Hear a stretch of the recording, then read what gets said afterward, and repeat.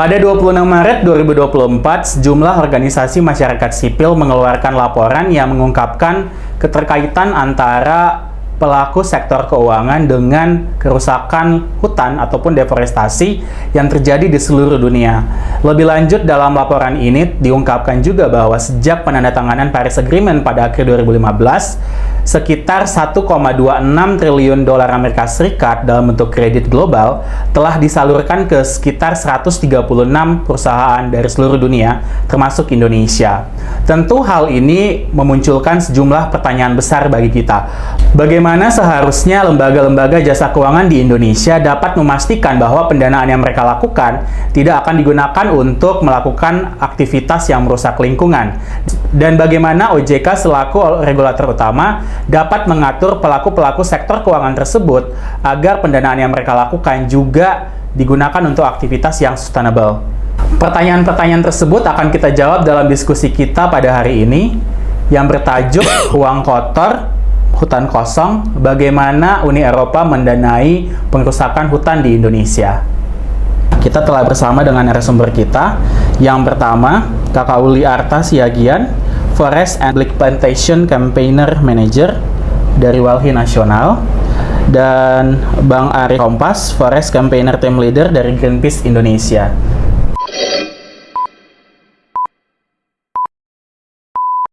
Selamat datang dan selamat siang di obrolan penting tapi santai kita hari ini. Mungkin kita langsung saja mendiskusikan temuan-temuan menarik pada penelitian yang dirilis oleh masyarakat sipil di Uni Eropa tersebut. Nah, menurut Kak Uli sendiri, apa temuan-temuan menarik itu dari laporan penelitian itu? Iya, jadi laporan ini sebenarnya disusun oleh beberapa kelompok masyarakat sipil yang ada di Uni Eropa dan juga Walhi sebenarnya terlibat di dalam proses ini. Laporan ini menunjukkan bahwa sampai hari ini sebenarnya lembaga keuangan di Uni Eropa itu masih berkontribusi pada pengerusakan ekosistem di Indonesia, baik pengerusakan hutan, pengerusakan biodiversitas, bahkan juga di banyak kasus dia berkontribusi pada pelanggaran hak asasi manusia. Karena apa? Karena kemudian terjadi perampasan tanah, perampasan wilayah adat milik masyarakat adat dan komunitas lokal di banyak wilayah di Indonesia. Nah, report ini juga menunjukkan bahwa cukup besar ya dana yang dikucurkan oleh lembaga kapital keuangan di Uni Eropa. Tadi sudah disebutkan berapa miliar gitu ya, dan itu sangat besar sekali sebenarnya. Dan sebenarnya kan sampai hari ini hampir di semua negara-negara, terkhususnya Eropa dan Indonesia, kita sudah punya mekanisme sebenarnya bagaimana lembaga keuangan baik di Uni Eropa maupun di Indonesia itu diberikan tanggung jawab untuk memastikan bahwa aliran dana atau kredit yang diberikan kepada korporasi itu bebas dari pelanggaran hak asasi manusia dan bebas dari pengerusakan hutan, biodiversitas dan lain sebagainya gitu. Nah, di Uni Eropa sendiri sebenarnya ada undang-undang terbaru gitu ya yang mengatur bagaimana 5 komoditas, salah satunya itu adalah kelapa sawit. Ketika dia produk turunannya masuk ke Uni Eropa, itu dia harus memastikan bahwa bebas dari deforestasi dan pelanggaran hak asasi manusia.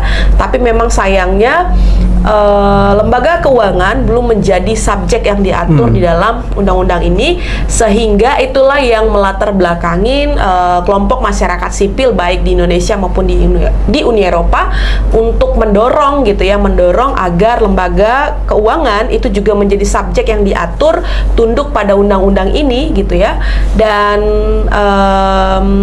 kita juga kemudian memunculkan banyak sekali fakta-fakta termasuk dalam laporan ini untuk mendukung argumentasi kita kenapa kemudian lembaga keuangan itu penting diatur gitu ya. Karena jujur kalau misalnya bisnis gitu ya, kalau lu masih ngasih uang yang enggak sama sekali punya pengamanan yang ketat, punya kebijakan yang kuat gitu ya, ya sekuat apapun sebenarnya undang-undang yang ada gitu ya dari sisi substansi gitu, dia nggak akan bermakna dan nggak akan mengubah apapun kalau misalnya sektor keuangannya sendiri juga tidak diatur, tidak diberikan mandat yang kuat dan tidak dikontrol dengan kuat oleh undang-undang yang udah disusun ini gitu.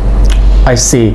Nah, sebenarnya EUDR ini kan suatu produk hukum yang disahkan oleh Uni Eropa gitu, dan yang terdiri dari sejumlah negara di kawasan Eropa. Nah, akan tetapi yang harus mengikuti aturan-aturan dalam EUDR tersebut itu bukan hanya perusahaan-perusahaan di Eropa, tapi juga perusahaan-perusahaan yang akan mengekspor produknya ke Uni Eropa, ke negara-negara di Uni Eropa. Nah, dengan kata lain, Indonesia tentu akan berdampak gitu, dan terutama Indonesia sendiri banyak mengekspor minyak kelapa sawit yang kita ketahui itu belum memenuhi standar sustainability, apalagi kalau dibandingkan dengan standar di Eropa sendiri. Nah, mungkin sebenarnya saya cukup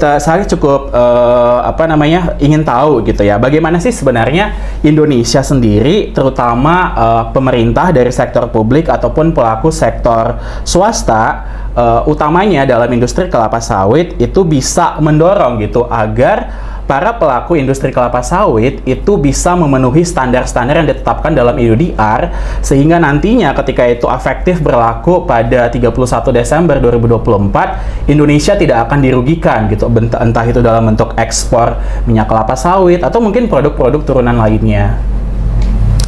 Iya, jadi sebenarnya adalah bagaimana Indonesia, ada dua hal ya, bagaimana Indonesia itu sendiri juga melalui momentum adanya undang-undang bebas deforestasi atau EUDR yang diberlakukan oleh Uni Eropa, baik untuk internalnya Uni Eropa maupun kemudian negara-negara produsen yang akan mengekspor bahan bakunya gitu ya, menjadikan momentum ini sebagai alat untuk memperbaiki tata kelola sawit di Indonesia tentunya gitu ya. Nah, yang kedua juga dari Uni Eropa gitu. Uni Eropa juga sebenarnya harus mampu memastikan bahwa undang-undang ini dia tidak jadi pisau bermata dua gitu ya. Pada satu sisi dia kemudian menghambat petani-petani swadaya gitu, padahal sebenarnya yang banyak berkontribusi pada pengurusakan itu adalah korporasi-korporasi besar gitu kan. Nah, harus memastikan juga bagaimana undang-undang ini tidak runcing kepada petani swadaya gitu ya, tetapi bagaimana kemudian melalui undang-undang ini petani juga diberikan ruang yang sama atau afirmasi untuk kemudian bisa memperbaiki memperkuat tata kelola sawit mereka, dan juga kemudian bisa mendapatkan keadilan dalam rantai distribusi. Selanjutnya juga adalah menurut kami sebenarnya ada atau tidak adanya undang-undang Uni Eropa ini, Indonesia sebenarnya harus membenahi tata kelola ya gitu ya. Kita tahu bahwa ada 3,3 juta sawit ilegal dalam kawasan hutan. Kita tahu bahwa banyak sekali konflik yang kemudian lahir dari buruknya tata kelola sawit gitu ya. Walhi aja misalnya sampai sekarang itu ada 73 kasus yang kita tangani, dan 70%-nya itu adalah konflik dengan perkebunan sawit gitu kan. Belum lagi kemudian kriminalisasi, orang harus meninggal gitu ya di Seruyan, Kalimantan Tengah. Jadi banyak sekali sebenarnya fakta-fakta yang menunjukkan bahwa tata kelola sawit kita itu buruk gitu.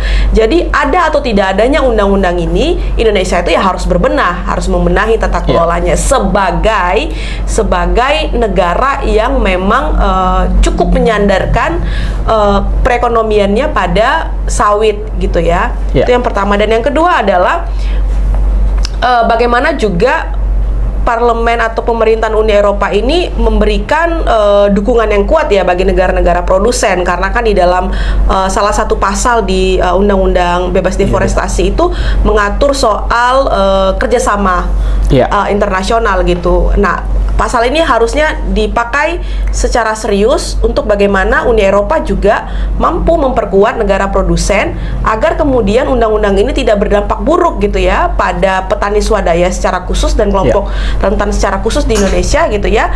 Tetapi bagaimana juga relasi hubungan kerjasama internasional ini bisa memperkuat tadi itu agar Indonesia, terkhususnya misalnya petani swadaya kita itu bisa masuk ke dalam rantai pasok atau bisa kemudian mengekspor minyak yang bebas dari deforestasi gitu.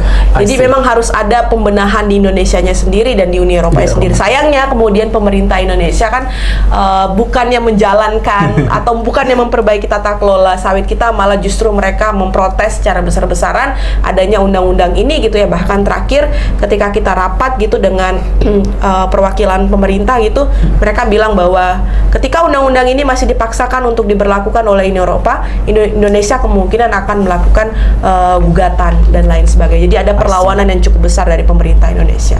Nah, dan ini sebenarnya menarik gitu, karena tadi disebutkan bahwa UDR sendiri itu belum menjangkau pelaku sektor keuangan gitu. Mereka justru fokusnya itu para pelaku-pelaku yang melakukan pengerusakan secara langsung. Padahal kalau kita coba stop pendanaan dari sejumlah korporasi-korporasi dari Uni Eropa, ya mungkin saja gitu perusahaan lingkungan itu juga perlahan-lahan akan berhenti gitu. Nah menariknya saya mendapatkan sejumlah data gitu ya, bahwa di Uni Eropa sendiri itu terdapat pendanaan yang juga dilakukan bukan hanya korporasi dari Uni Eropa, tapi Uni Eropa itu sendiri yang merupakan suatu government organization. Nah, dan lebih menariknya lagi, setiap yang mendapatkan pendanaan dari Uni Eropa itu diharuskan untuk mengikuti berbagai macam peraturan dan kebijakan yang sangat rigid gitu. Contohnya ada EFSD, EU Taxonomy on Sustainable Activities dan lain sebagainya gitu. Dan secara spesifik peraturan-peraturan dan kebijakan ini memberlakukan peraturan dan sanksi kepada para pelanggar ataupun yang tidak mengikuti kebijakan-kebijakan yang ditetapkan dalam kebijakan Uni Eropa ini. Nah, tentu ini menarik gitu. Kenapa di sektor publik sendiri sebenarnya sudah cukup konsisten gitu dalam mendukung sustainability di Uni Eropa, tapi sektor swastanya itu justru dibiarkan begitu saja. Nah, menurut Kak Uli dan mungkin Bang Rompas sendiri gitu, bagaimana Uni Eropa itu bisa melakukan hal yang sama gitu dari pendanaan yang mereka lakukan sebagai governmental organization terhadap sektor swasta gitu yang menjadi pendana ataupun kreditor-kreditor besar terhadap berdasarkan temuan kalau tidak salah itu 135 perusahaan termasuk perusahaan-perusahaan besar di Indonesia. Iya, jadi sebenarnya yang pertama kan munculnya beberapa kebijakan yang mengatur bahwa para korporasi gitu ya atau pihak-pihak yang berkaitan itu harus tunduk gitu ya atau menghormati sebenarnya keberlanjutan lingkungan dan hak asasi manusia. Itu sebenarnya satu kemajuan dalam konteks pasar gitu ya, bahwa pasar sekarang kemudian mulai aware dengan adanya persoalan lingkungan, adanya kekerasan, pelanggaran hak asasi manusia dan lain sebagainya. Jadi muncullah beberapa rangkaian kebijakan-kebijakan. Ada yang sudah mandatori, ada yang masih voluntary gitu ya. Nah, tetapi di banyak kasus sebenarnya hal-hal yang sudah diatur secara mandatori ini juga dalam implementasinya tidak begitu maksimal gitu ya. Misalnya kalau tadi faktanya dia cukup maksimal ketika diatur di keuangan publik gitu ya, tetapi kemudian di ranah swasta atau korporat dia tidak lebih baik dari ketika dia diatur secara publik gitu.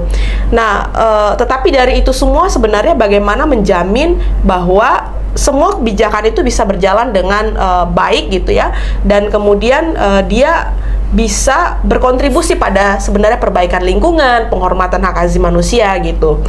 Nah, cuman kan terkadang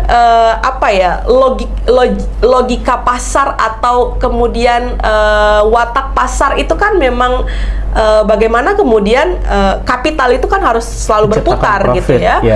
Meskipun ada kebijakannya, tetapi tujuannya itu adalah bukan kemudian bagaimana kebijakan itu bisa memproteksi gitu, tetapi bagaimana kemudian kapitalnya itu terus-menerus bertambah atau bahkan mungkin aman gitu ya dari semua kebijakan-kebijakan yang kemudian di beberapa hal misalnya akan menghambat itu gitu kan. Nah, logika itu dan watak itu yang sebenarnya tidak cukup kuat dipastikan oleh adanya undang-undang gitu, sehingga memang diperlukan juga kemudian controlling dan lain sebagainya. Kalau dia publik, dia kan agak lebih mudah kan mengontrolnya, karena semua orang ngelihat, publik bisa memastikan apakah benar-benar kemudian aturan itu bisa dijalankan gitu. Tapi kemudian ketika dia masuk di swasta, nah itu susah sekali tuh publik misalnya mengontrol itu gitu. Bahkan kita misalnya kelompok masyarakat sipil ketika mengakses misalnya informasi saat kita ingin melakukan investigasi atau analisis itu kan sangat sulit sekali gitu. Jadi ada faktor lain, variabel lain yang juga kemudian harus diatur, misalnya soal partisipasi publik, keterbukaan informasi publik itu juga harus diatur agar kemudian tadi ranah private atau ranah swasta tadi bisa banyak orang yang mengontrol gitu. Itu sih kalau menurut saya. Asik. Kalau menurut Bang Rompas sendiri? Yang mana nih? Ya, pertanyaan sama sebenarnya.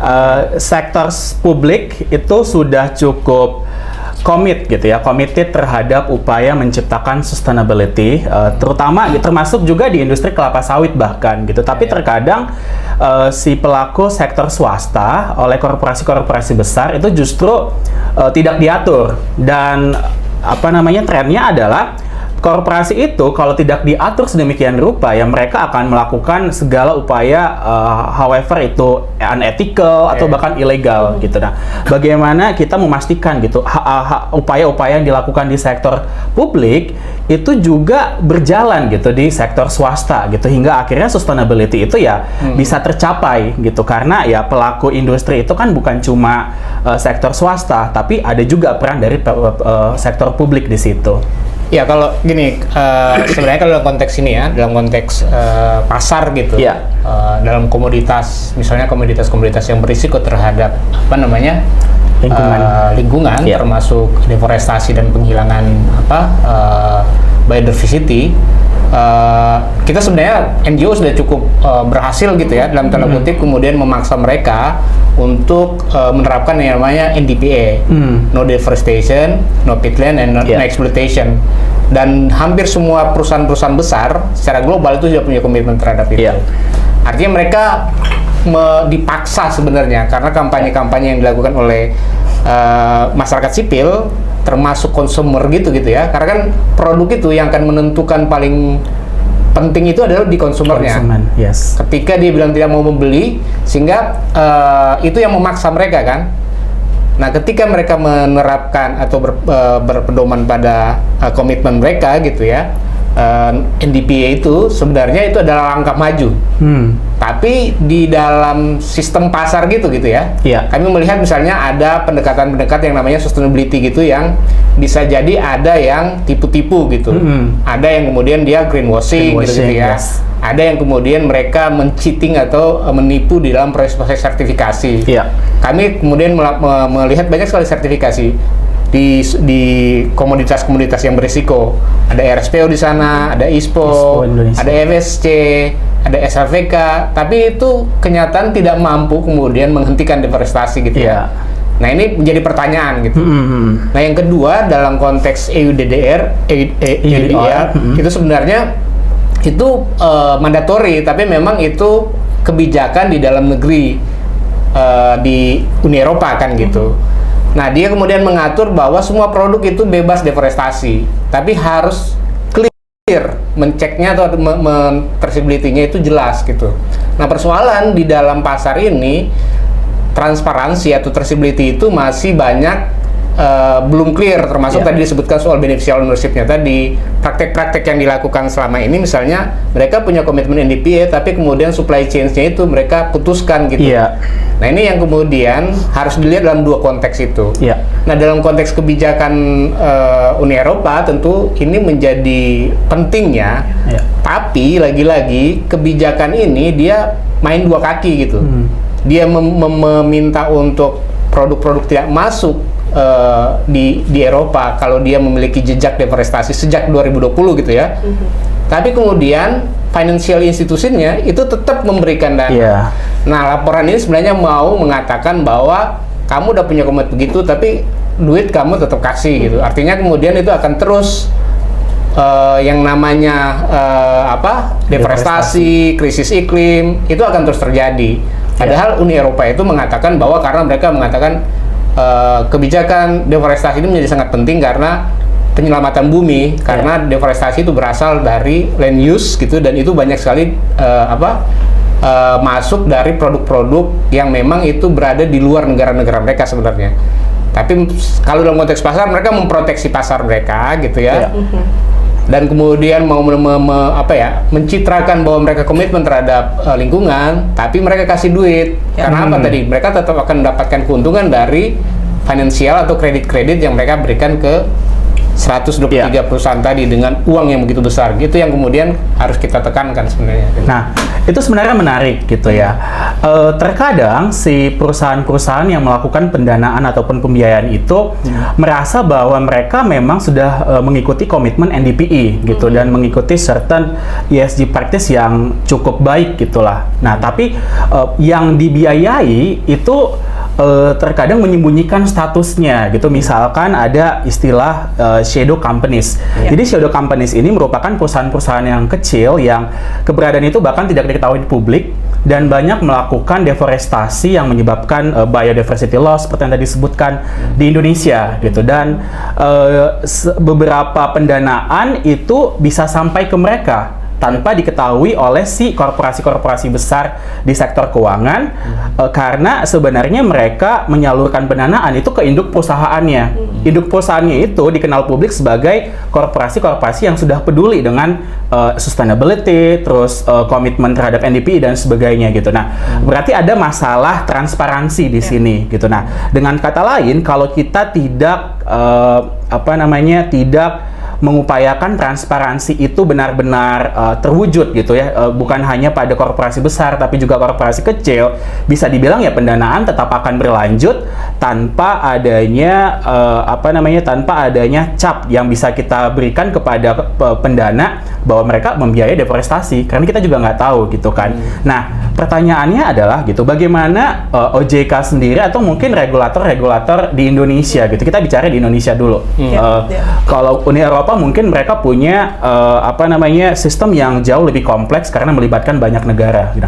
Di Indonesia sendiri bagaimana upaya transparansi ini itu bisa diwujudkan gitu, sehingga akhirnya ketika pendanaan atau pembiayaan disalurkan, kita tahu oh ini digunakan oleh perusahaan X yang benar-benar melakukan aktivitas bisnis yang sustainable atau tidak gitu. Akhirnya kita juga bisa gitu mengkampanyekan atau mengadvokasi untuk agar perusahaan-perusahaan ini mengubah gitu upaya ataupun bisnis praktis mereka. Mungkin ya Bang Rompas boleh menjawab dulu. Jadi ada dua sebenarnya. Kalau di laporan ini kan jelas gitu, perusahaan besar di Indonesia yang mendapatkan dana itu Sinarmas sama RGA. Dia pemain besar gitu. Memang mereka berkontribusi juga terhadap deforestasi karena mereka pemain bisnis di sektor sumber daya alam yang berbasis lahan di Indonesia. Bahkan mereka juga masuk di bisnis energi. Nah, kedua dari sisi tadi transparansi tadi, jadi leveling terhadap corporate yang misalnya dia listing di British Virgin Island itu susah sekali menelusuri karena memang dia disembunyikan gitu. Iya, benar. Nah, dari laporan terbaru kami gitu ya, bagaimana RGA yang mendapatkan dana itu dia terhubung dengan perusahaan-perusahaan yang sekarang sedang melakukan deforestasi di Kalimantan Barat gitu, ada sekitar 35.000 hektar gitu yang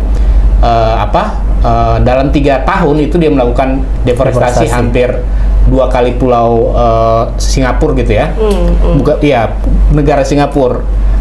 Tapi memang dia menyembunyikan gitu kepemilikan tadi. Jadi memang tidak terhubung.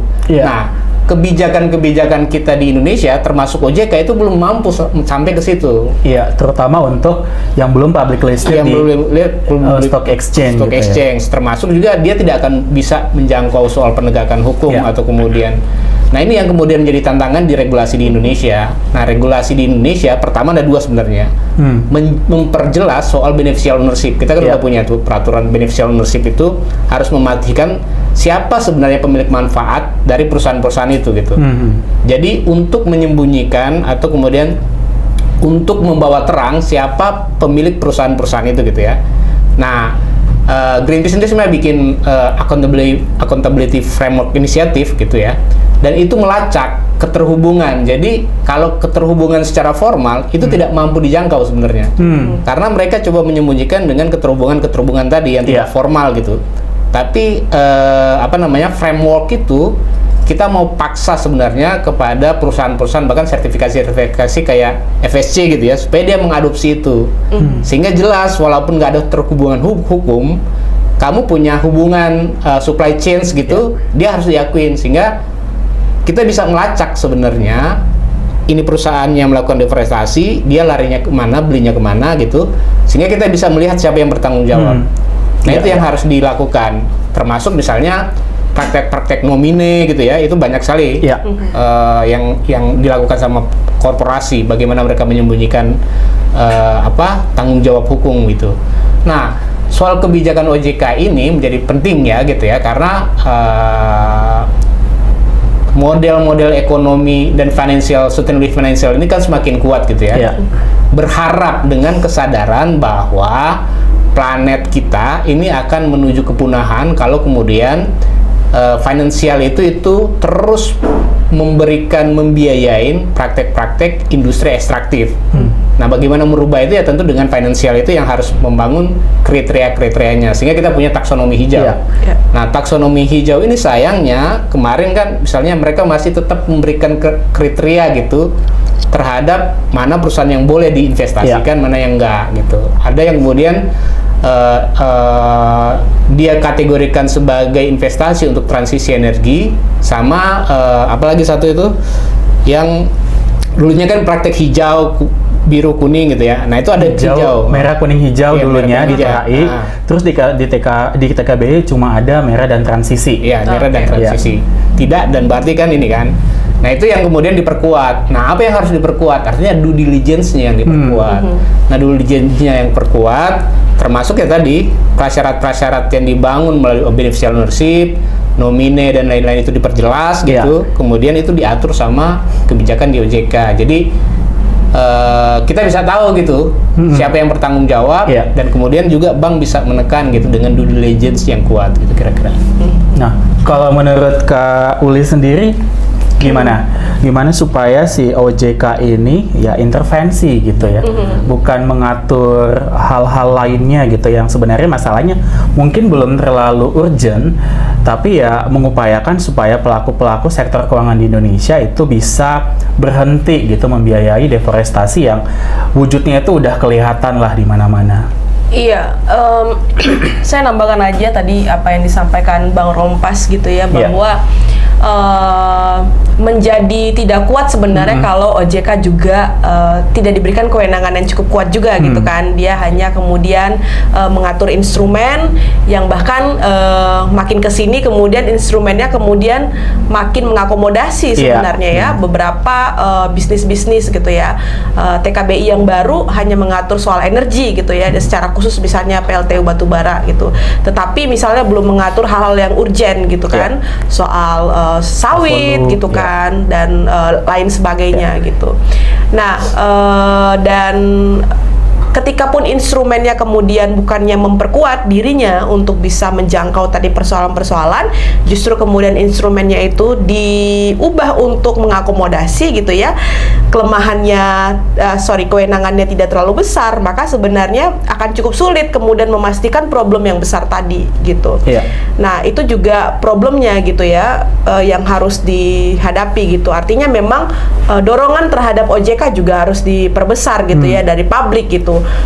Kalau kita tahu misalnya situasinya seperti yang dijelaskan tadi, banyak tuntutan untuk kemudian memperbaharui perangkat kebijakan yang itu harus memperkuat bukan memperlemah gitu, maka kemudian dorongan publiknya juga yang harus diperkuat gitu ya. Dan kalau misalnya kita ngomongin soal bisnis, soal finansial yang berkontribusi pada pengerusakan biodiversitas hutan dan pelanggaran hak asasi manusia gitu ya, saya pikir perspektif dan keberpihakan serta semangat itu tidak cukup ada dan tidak cukup kuat di instrumen negara lainnya gitu ya. Misalkan saja ATR BPN, KLHK dan lain sebagainya gitu. Seolah-olah misalnya biodiversity loss, terus kemudian konflik dan lain sebagainya itu bukan sesuatu yang menjadi problem besar gitu. Atau kemudian krisis iklim bukan menjadi satu problem yang besar gitu ya. Kita tahu bahwa kalau kemudian kita butuh aksi-aksi yang konkret, kuat dan nyata, maka bukan hanya instrumen keuangannya atau finansialnya yang harus berbenah, kementerian-kementerian lainnya juga harus berbenah gitu ya.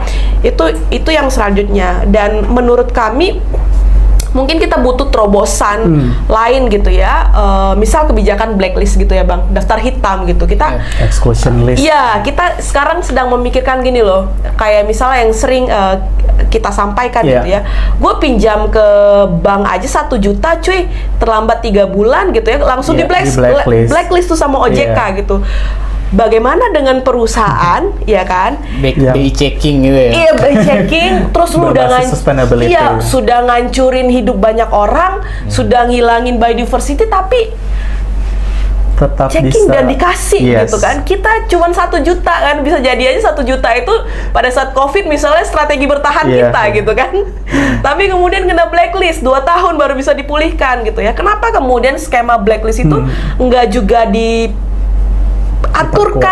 ke perusahaan gitu ya. Jadi kita punya daftar hitam nih, perusahaan-perusahaan mana aja yang itu sudah berkontribusi besar pada pengerusakan biodiversitas, deforestasi, pelanggaran hak asasi manusia gitu kan.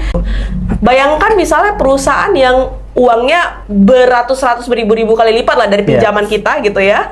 Terus kemudian mereka dapat kredit dikasih ke perusahaan yang itu kemudian menghancurkan hidup ratusan ribu orang gitu ya.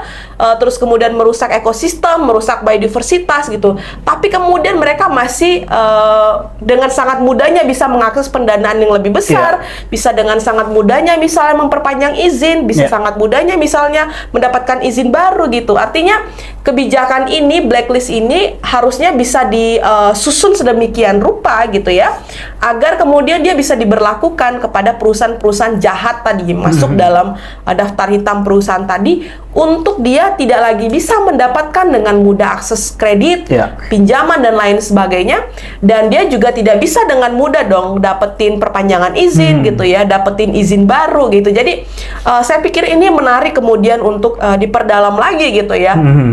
Kalau kemudian semua instrumen negara itu punya semangat yang sama untuk menyelamatkan kehidupan gitu ya, bukan hanya kemudian ekosistem kita yang diselamatkan, tetapi kehidupan warga negara, kehidupan rakyat yang dia sangat bergantung besar pada ekosistem hutan, ekosistem gambut dan lain sebagainya gitu ya, untuk menjalani kehidupan mereka. Jadi kesadaran itu yang juga penting gitu, ada di dalam cara berpikir dan cara bertindaknya semua instrumen negara gitu, dan publik kita bisa mendorong itu untuk kemudian memastikan bahwa ada kebijakan yang semakin kuat untuk mengatur bagaimana pendanaan itu juga harus patuh terhadap semangat atau aturan yang berkaitan dengan bebas deforestasi dan pelanggaran hak asasi manusia gitu ya, dan juga kementerian-kementerian tadi gitu dong. Kalau kemudian ATR BPN atau KLHK masih kasih izin kepada perusahaan yang jahat gitu ya, ya lembaga keuangan kayak Mandiri BRI tetap akan kasih gitu kan. Jadi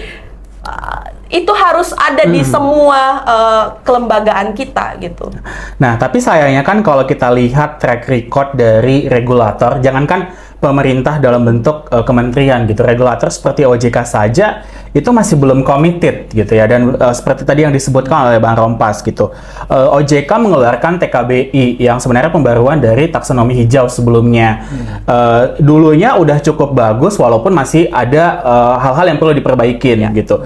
Di TKB sendiri ada upaya untuk melemahkan klasifikasi aktivitas ekonomi yang sebenarnya berisiko tinggi, tapi bisa dikategorikan sebagai transisi, yang akhirnya si pelaku sektor keuangan itu justru bisa melakukan pendanaan terhadap mereka gitu. Nah, dan setuju juga gitu dengan yang disebutkan oleh si Kak Yuli tadi, bahwa perlu atau penting bagi masyarakat sipil, terutama organisasi-organisasi yang sudah punya nama gitu ya, untuk mendorong OJK sebagai regulator di sektor keuangan ataupun kementerian-kementerian lainnya untuk benar-benar committed gitu terhadap menciptakan sustainability di Indonesia gitu, termasuk juga misalkan dengan pembuatan exclusion list ataupun blacklist ataupun mekanisme produk hukum yang lainnya gitu. Nah, mungkin ini pertanyaan yang terakhir gitu ya. Nah, kita sebagai organisasi masyarakat sipil tentu punya peran yang cukup penting gitu, atau bahkan sangat penting gitu untuk memastikan hal ini ke depannya gitu. Nah,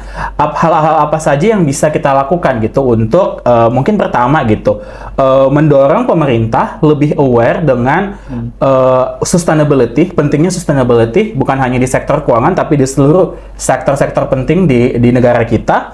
Terus yang kedua gitu, memastikan ketika ada produk hukum, entah itu dalam bentuk taksonomi, undang-undang, ataupun peraturan-peraturan lainnya, ketika itu diimplementasikan, itu benar-benar diikuti oleh korporasi-korporasi ataupun siapapun lah aktor-aktor yang penting gitu di sini. Sama yang ketiga gitu, bagaimana kita bisa mengajak masyarakat umum gitu, publik. Kekuatan mereka sangat besar, apalagi Indonesia itu jumlah penduduknya lebih dari 270 juta ya gitu ya. Nah, bagaimana kita mengajak mereka untuk juga lebih aware, akhirnya mendukung kita atau bahkan langsung gitu mendorong pemerintah untuk mengupayakan sustainability tadi. Ya, jadi publik itu kan sebenarnya menjadi satu kelompok tandingan gitu ya, yang kemudian keberadaannya itu harusnya dia menandingi kelompok penguasa gitu kan. Dalam konteks ini misalnya pemerintah gitu, terus kemudian lembaga-lembaga keuangan tadinya gitu. Jadi sebagai kelompok tandingan gitu ya, yang kemudian kekuatannya juga besar, harusnya kemudian kita bisa melakukan kontrol yang tegas dan menyeluruh gitu ya untuk semua praktik ataupun kebijakan yang ada saat ini gitu. Nah, misalkan saja saya misalnya adalah, ini misal ya, saya adalah konsumen atau kemudian orang yang memiliki rekening di salah satu bank yang kemudian report menunjukkan bahwa bank itu juga berkontribusi pada pengerusakan lingkungan gitu ya. Nah, kita kemudian sebagai konsumen atau sebagai orang yang kemudian meletakkan uang kita di sana, mungkin kita harus bisa lebih selektif lagi gitu ya, untuk kemudian melihat sebenarnya uang yang kita tempatkan pada satu bank itu dipakai untuk apa sebenarnya. Nah, itu kalau dia kemudian sudah menjadi kesadaran kolektif yang besar, maka menurut saya itu kekuatannya oke banget gitu ya. Nah, untuk sampai ke sana, artinya apa yang harus dilakukan?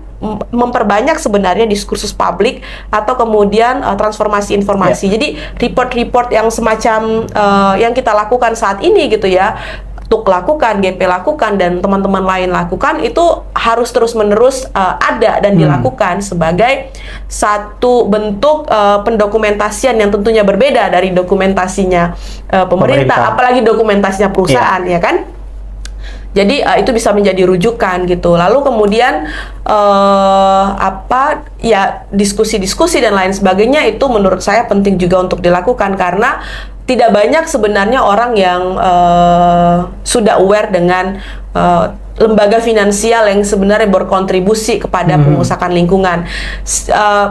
Lebih banyak kemudian pengetahuan itu bahwa perusahaan A misal, Sinarmas misalnya ya, dia berkontribusi pada satu kasus di wilayah A gitu. Jadi kontribusi si perusahaannya, tapi belum melihat kemudian lembaga finansial itu juga kemudian terlibat di dalam praktik itu gitu ya. Atau kemudian si lembaga negara OJK misalnya yang seharusnya menjadi entitas yang memastikan bahwa kelompok swasta atau perusahaan-perusahaan itu memastikan bisnisnya itu bebas dari deforestasi dan pelanggaran hak asasi manusia gitu ya.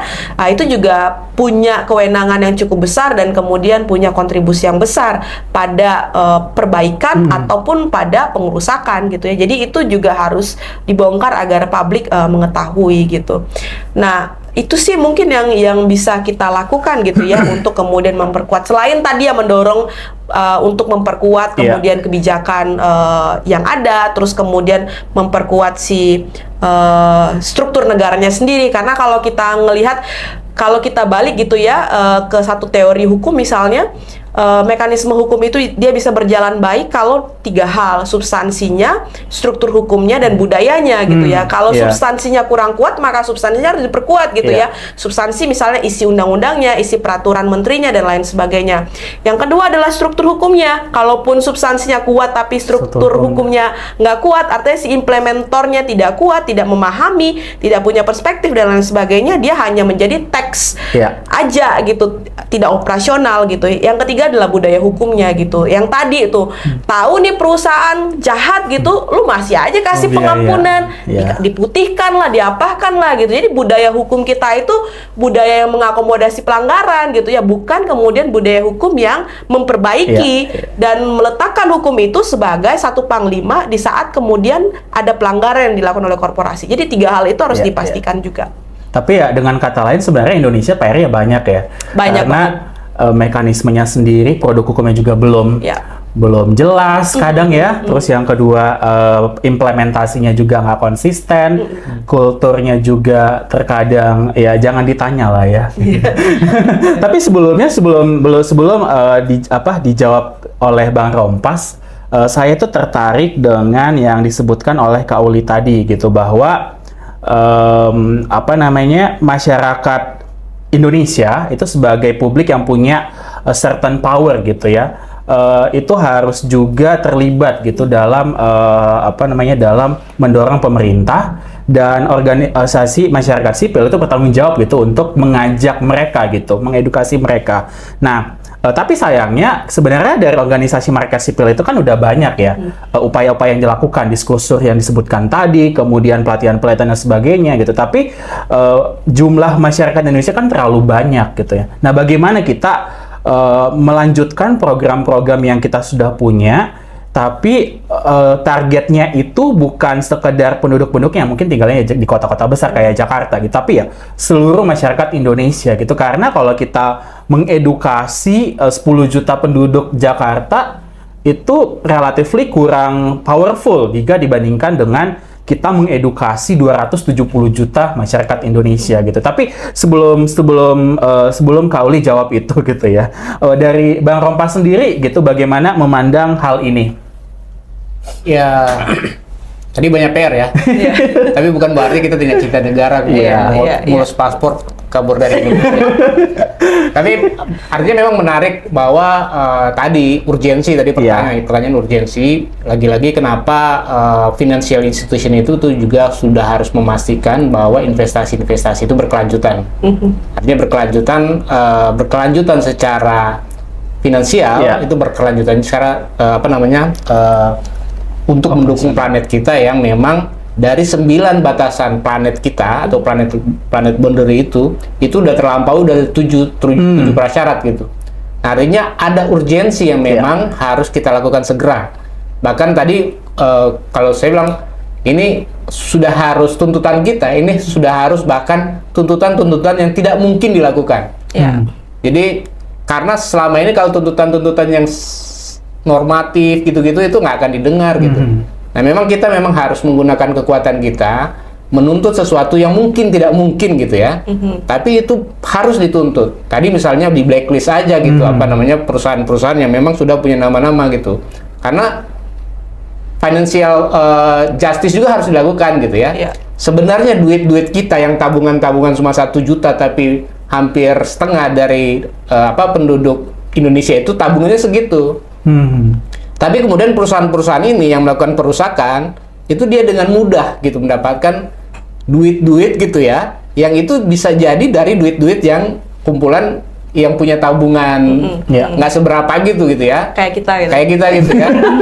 Nah, tapi itu menjadi penting sebagai kekuatan penentu gitu ya, kekuatan penentu bagaimana sebenarnya kita yang kemudian menggunakan transaksi keuangan itu seharusnya menuntut kepada financial institution gitu untuk dia melakukan pembenahan gitu ya, menuntut sebenarnya perusahaan-perusahaan ini kami punya kesamaan juga dong gitu ya. Jadi prasyarat-prasyarat yang dilakukan karena perusahaan-perusahaan yang kamu biayain itu melakukan perusakan lingkungan gitu ya. Fakta-faktanya ada gitu ya. Nah, nama-namanya juga ada. Kalau dia sudah terbuka dengan apa?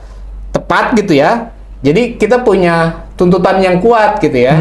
Tuntutan yang kuat terhadap perubahan-perubahan kebijakan, termasuk perubahan-perubahan di financial institution tadi gitu ya.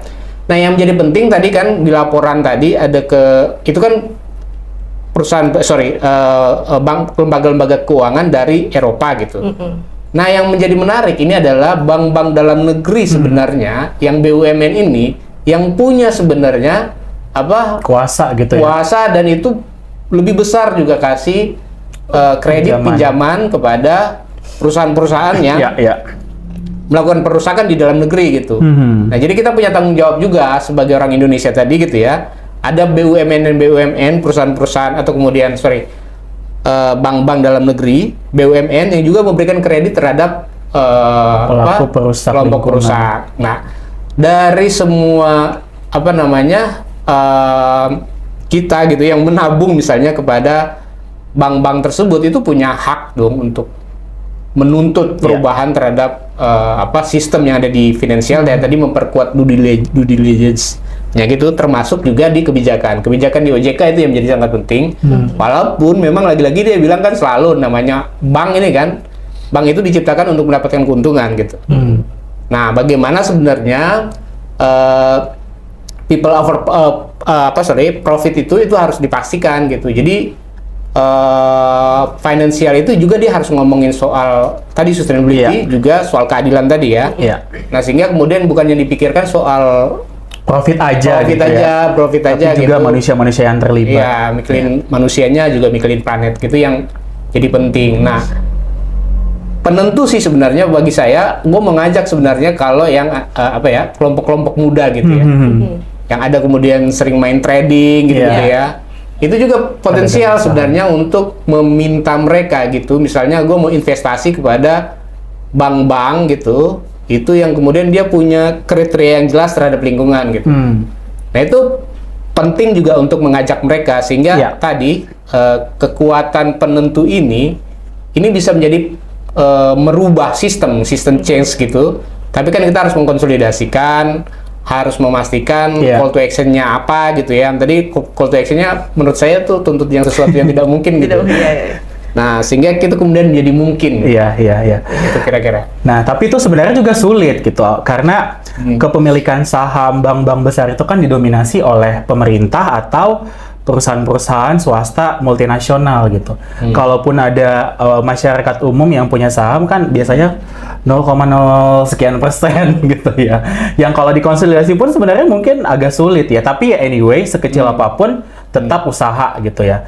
Nah, mungkin kembali lagi ke Kak Uli terkait dengan pertanyaan tadi gitu. Peran dari seorang masyarakat, bukan cuma seorang, tapi ratusan juta masyarakat Indonesia itu sangat penting gitu. Bukan hanya yang melakukan perdagangan saham sebenarnya, tapi masyarakat umum yang sekedar menabung atau mereka punya aset-aset financial instrument lainnya gitu. Nah, bagaimana kita memastikan gitu atau mengupayakan mereka juga ikut terlibat secara langsung dalam mendorong bank-bank mereka atau bahkan pemerintah untuk menciptakan sustainability bukan hanya di ekosistem mereka, tapi di sistem mereka, tapi juga pada lingkungan sekitar mereka, termasuk siapa yang mereka biayai, perusahaan-perusahaan yang menjadi bagian dari skema mereka dan sebagainya. Iya, tugas kita itu kan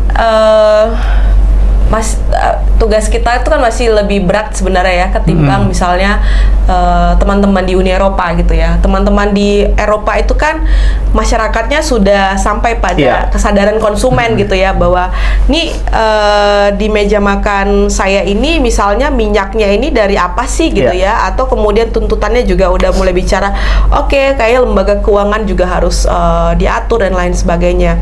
Nah, di Indonesia dia memang belum semaksimal itu gitu ya, sehingga pekerjaan kita juga selain pekerjaan pemerintah gitu mikirin makan aja masih sulit. iya gitu, pekerjaan kita juga masih cukup berat gitu ya, karena kita harus berbagi pengetahuan pada orang yang memikirkan hari ini tuh mau makan apa ya gitu ya. Belum mikirin ini makanan gue dari mana ya, tapi mikirin ini hari ini makan apa ya. Jadi kalau ada meja makan, dia nggak memikirkan makanan yang ada di meja makan itu sumbernya dari mana, enggak, tapi mikirkan nih meja makan kosong, gimana caranya ada makanannya gitu. Nah itu juga yang menjadi tantangan kita gitu ya kan, sehingga berbagi pengetahuan melalui diskusi publik, transformasi pengetahuan dan lain sebagainya itu harus menerus dilakukan, meskipun tantangannya kita mungkin butuh waktu yang lebih lama panjang, gitu ya, cukup panjang gitu, tapi itu harus menerus dilakukan gitu ya. Tadi sebagai konsumen dalam konteks bank, misalnya finansial, kita sebagai konsumen satu bank gitu ya, kita bisa ngelihat nih sebenarnya nih kalau gue punya kesadaran gitu ya, gue baca deh reportnya tuh misalnya gitu ya, bank-bank mana aja sih yang berkontribusi pada pengerusakan lingkungan misalnya begitu kan. Oh oke, berarti bankku ada nih, uangku ku taruh di bank yang dia berkontribusi gitu. Nah apa yang harus dilakukan gitu kan, itu yang kemudian harus dimunculkan gitu. Atau kayak tadi juga, apa yang kita makan, apa yang kita konsumsi itu juga harus diperiksa lagi gitu kan. Nah sampai ke sana itu kita butuh pekerjaan, butuh nafas yang panjang, butuh semangat gitu ya, karena tadi sering sekali kadang kita terbentur mundur gitu ya Bang ya. Bukan terbentur gitu ya, tapi kadang-kadang mundur karena seolah-olah ini kayaknya nggak mungkin deh, kayak yang Bang Ropas tadi, kita nih menyuarakan sesuatu yang nggak mungkin gitu, tapi tuntutan kita adalah ya itu harus gitu ya, karena kita berada pada bumi yang tadi boundariesnya udah melewati 7 gitu ya, yang nggak mungkin dipulihkan lagi gitu kan dalam waktu yang dekat gitu. Jadi kita seolah-olah kita memang menuntut sesuatu hal yang nggak mungkin gitu ya, seolah-olah nggak mungkin dipenuhi, karena memang kita hidup pada situasi yang nggak mungkin lagi untuk mundur gitu kan.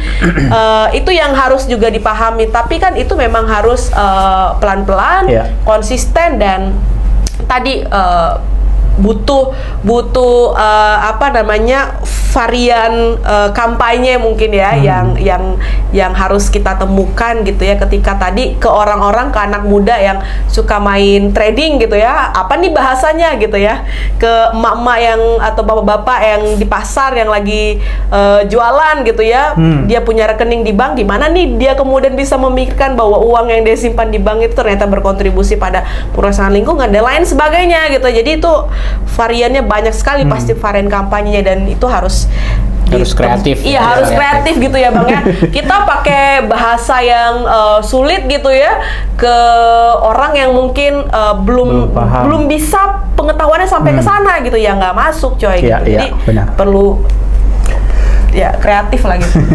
Mungkin sebagai penutup gitu dari Bang Rompas dan Kak Uli, apa pesan singkat aja ya kepada pemerintah, korporasi, baik itu di sektor keuangan ataupun sektor ekstraktif, ataupun masyarakat gitu, tentang EUDR yang sudah dibentuk oleh atau diluncurkan oleh Uni Eropa, yang nantinya akan mempengaruhi negara kita, positif negatif itu tergantung apa yang kita lakukan, dan bagaimana kita sebaiknya mengajak mereka untuk terlibat dalam advokasi sustainable finance, atau bahkan bukan hanya dalam sektor keuangan tapi dalam seluruh sektor di negara kita. Bang Ropas? Ya, kalau saya sih artinya memang ke financial institution ya, karena memang krisis iklim sudah di depan mata gitu kan. Dan kita tidak punya kemewahan waktu yang besar gitu, sehingga kemudian kita harus melakukan kebijakan-kebijakan yang lebih radikal gitu untuk merubah sistem-sistem finansial kita itu ke arah-arah yang memang dia sejalan dengan praktek-praktek keberlanjutan, terutama soal bagaimana bumi ini tetap berada di 1,5 derajat gitu ya. Karena kalau itu terlampauin lagi gitu, jadi neraka gitu. Sistem ekonomi kita akan kolaps gitu ya. Walaupun kamu punya banyak uang gitu ya, itu tidak akan jadi apa-apa karena uang itu tidak bisa dimakan kan gitu. Itu prinsip kita sebagai manusia. Nah, sehingga memang ada kebijakan-kebijakan yang memang harus dirubah secara radikal gitu. Dan penting misalnya di Indonesia gitu ya, dalam konteks EUDR, saya kira ini bukan soal nasionalisme gitu. Ini kebijakan EUDR di Eropa memastikan untuk menghentikan deforestasi di Indonesia, tapi kita harus melakukan juga dalam konteks Indonesia karena Indonesia sebagai negara besar gitu, penduduknya besar, punya hutan yang besar, tapi resiko terhadap atau kerentanan terhadap dampak dari krisis iklim itu besar juga gitu. Nah, sehingga dia harus melakukan, sehingga prinsip common but differential responsibility itu harus dijalankan gitu ya. Jadi bukan berarti kita masih banyak punya hutan, kemudian kita hancurkan dengan investasi yang besar-besaran gitu untuk mendapatkan keuntungan. Tapi justru kita harus melakukan perubahan-perubahan itu berdasarkan dengan tanggung jawab kita gitu. Karena ya rakyat Indonesia gitu ya, penduduk Indonesia gitu, itu juga tinggal di rumah yang sama. Jadi kita sama-sama nggak boleh lagi itu menghancurkan tempat tinggal kita gitu. Sehingga kita punya tanggung jawab.